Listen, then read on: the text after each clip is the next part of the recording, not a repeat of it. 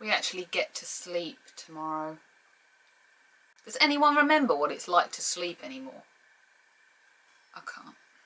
Good morning, good afternoon, good evening. Hello, my creepy friends. Welcome to Slams and Bobs, where it is the morning after the night before and it is time to discuss Money in the Bank.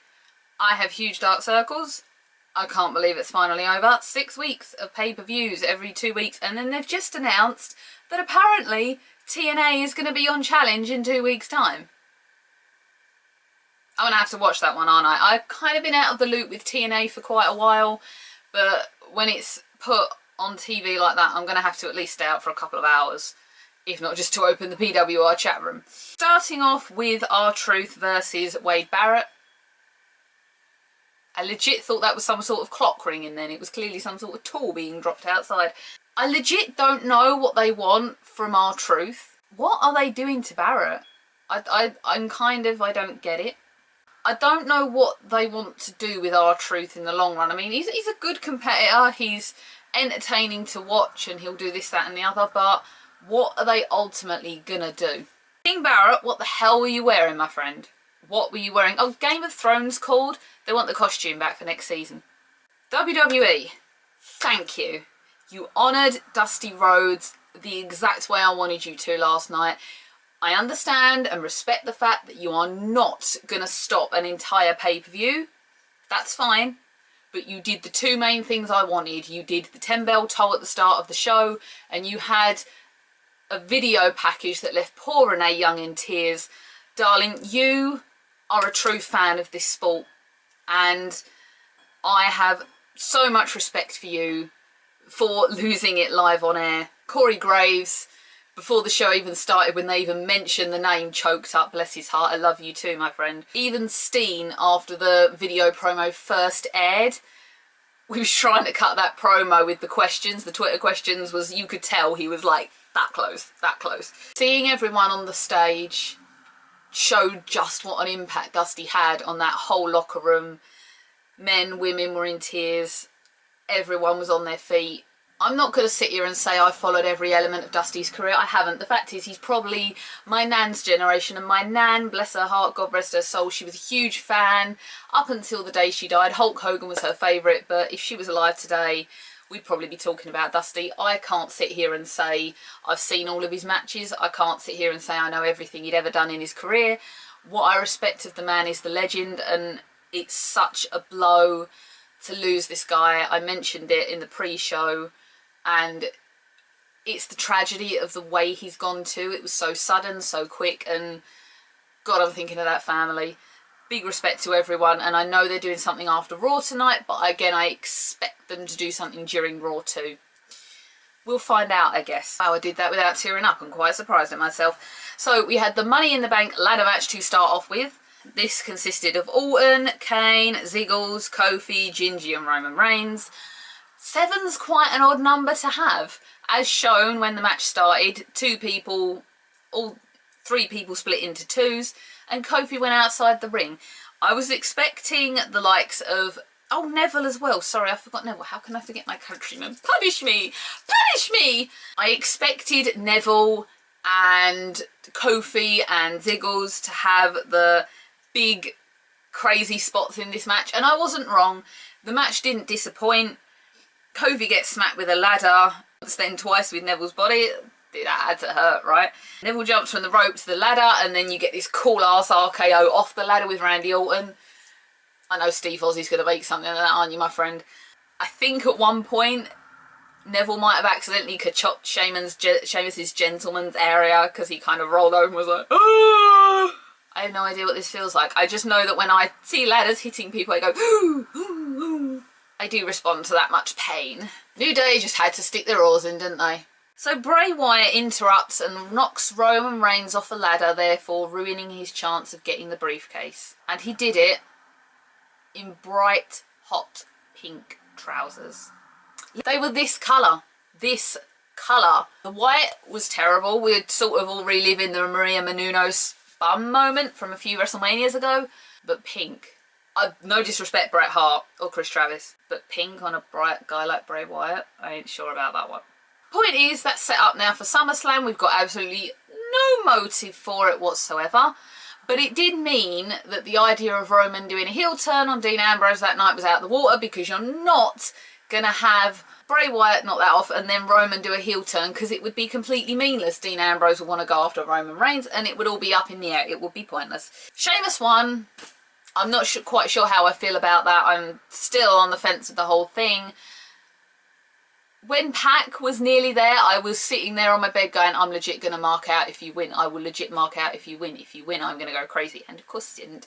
But it was nice to see two people from, I'm going to say, the UK up there together as the last two competitors. Then, of course, we had Paige versus Nikki. Guys, look, you can't do twin magic anymore, right? One is wider than the other. One has much bigger breasts than the other. One is neon orange compared to the other one, who's remotely like her own skin tone.